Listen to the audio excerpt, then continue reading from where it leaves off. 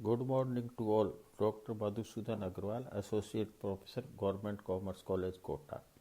हम आयकर के अंतर्गत जो आय का अंतिम शीर्षक है, जिसे हम रेजिडुअल हेड भी कहते हैं, उसके अध्ययन कर रहे थे। उसमें अपन ने 3 बातों का अध्ययन कर लिया है कि इस शीर्षक के अंतर्गत कौन कौन सी आय कर योग्य होंगी, जो धारा 56 के अंतर्गत दी गई हैं, तथा उस इनकम में कौन कौन से डिडक्शन अलाउ होंगे, वो धारा 57 के अंतर्गत दिए गए हैं। और इस इनकम के अंतर्गत कौन से डिडक्शन अलाउ नहीं होंगे, उनका उल्लेख धारा 58 में 58 में किया गया है। इनका अध्ययन अब कर चुके हैं। जब हम किसी भी शीर्षक की आय में से उसमें स्वीकृत डिडक्शन को घटा देते हैं तो उस शीर्षक की टैक्सेबल इनकम हमें प्राप्त हो जाती है। अब टैक्सेबल इनकम पे अपने को टैक्स देना पड़ता है। तो इनकम फ्रॉम अदर सोर्स में कई तरह की, क्योंकि ये रेजिडुअल हेड है, इसमें कई तरह की इनकमें शामिल होती हैं। तो इन इनकम जो विभिन्न तरह की इनकम हैं, उनके लिए टैक्स रेट भी अलग अलग डिफाइंड की गई है आयकर अधिनियम में। तो सबसे पहले इसके अंतर्गत कैजुअल इनकम आती है। कैजुअल इनकम से तात्पर्य है जैसे लॉटरी से इनकम, क्रॉस वर्ड पजल से इनकम, ये आकस्मिक आय होती है, घुड़दौड़ से आय। इसके लिए अलग से दर निर्धारित की गई है।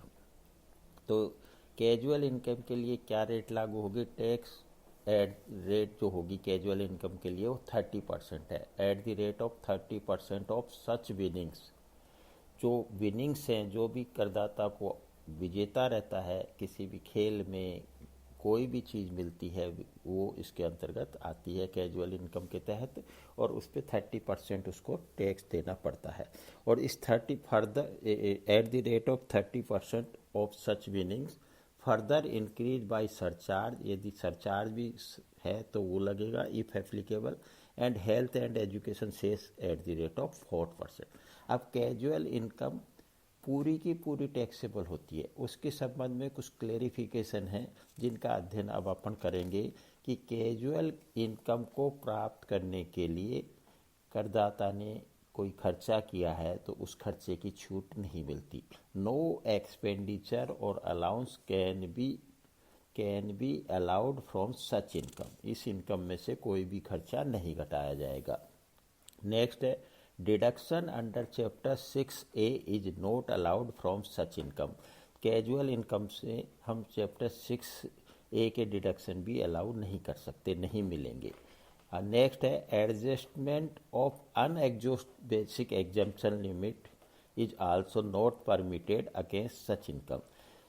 यदि करदाता की जो बेसिक एग्जेम्पशन लिमिट 2.5 लाख है और उसकी अदर दूसरे शीर्षकों की आय 2 लाख ही होती है, तो 50,000 जो अनएग्जॉस्टेड बेसिक एग्जेम्पशन लिमिट मिली है उसका फ़ायदा कैजुअल इनकम को नहीं मिलेगा।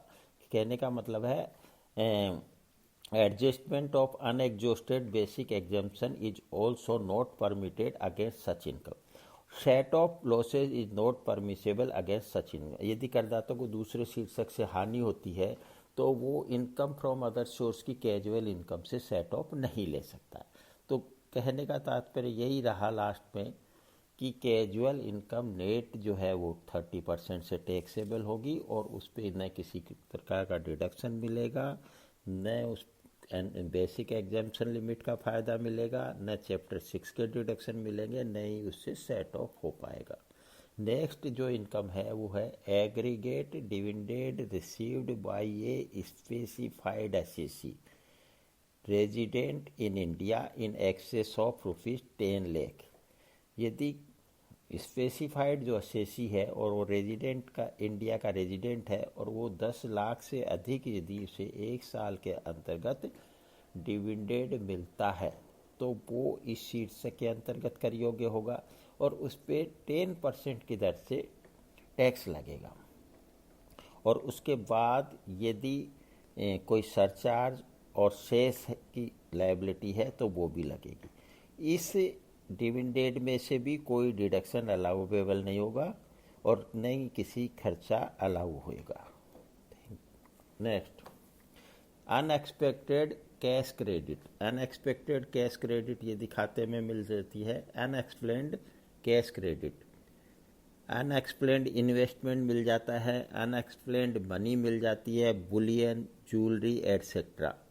तो यहाँ अनएक्सप्लेन्ड एक्सपेंडिचर यदि मिलता है जिनका उल्लेख धारा 68 और धारा 69 से 69D के अंतर्गत किया गया है, जिसके बारे में करदाता कोई सेटिस्फैक्ट्री एक्सप्लेनेशन नहीं दे पाता है, that is called unexplained incomes.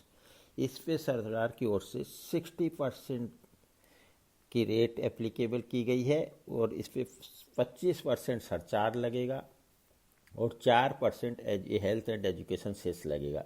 इस तरह जो अनएक्सप्लेन्ड कैश क्रेडिट या अनएक्सप्लेन्ड इन्वेस्टमेंट की जो इनकम है उस पे effective rate of tax is 78%। यदि करदाता किसी आय के बारे में कोई स्पष्टीकरण नहीं दे पाता है और उसकी आय प्राप्त होती है तो उस पे 78% से टैक्स लगेगा। इस इनकम के संबंध में भी कोई डिडक्शन अलाउ नहीं होगा, कोई सेट ऑफ अलाउ नहीं होगा। तो अपन ने जो इनकम फ्रॉम अदर सोर्स में टैक्स रेट्स अप्लीकेबल होंगी वो 3 स्पेसिफिक रेट्स अपन ने पढ़ी। पहली कैजुअल इनकम पे जो 30% लगेगी, दूसरी जो डिविडेंड जो 10 लाख से अधिक है उस पे, इसका मतलब 10 लाख तक का डिविडेंड एग्जम्प्ट है धारा 10(35) के अंतर्गत, और 10 लाख से अधिक का जो डिविडेंड है उस पे 10% की रेट से टैक्स लगेगा। दूसरा अनएक्सप्लेन्ड कोई भी इनकम है, एक्सपेंडिचर है, उस पे 60% टैक्स, 25% सरचार्ज और 4% हेल्थ एंड एजुकेशन से टैक्स लगेगा। इसके अलावा इनकम फ्रॉम अदर सोर्स में तो बहुत तरह की इनकम होती हैं जिनका अपन ने अध्ययन किया है। तो इन तीनों इनकम के अलावा other income of this head, जो इस हेड की अन्य इनकम है, उस पर normal rate of tax applicable होगा। कहने का मतलब है उस पर स्लैब रेट से टैक्स लगेगा। इस तरह अपने को टैक्स कैलकुलेशन में सावधानी बरतनी है। Thank you.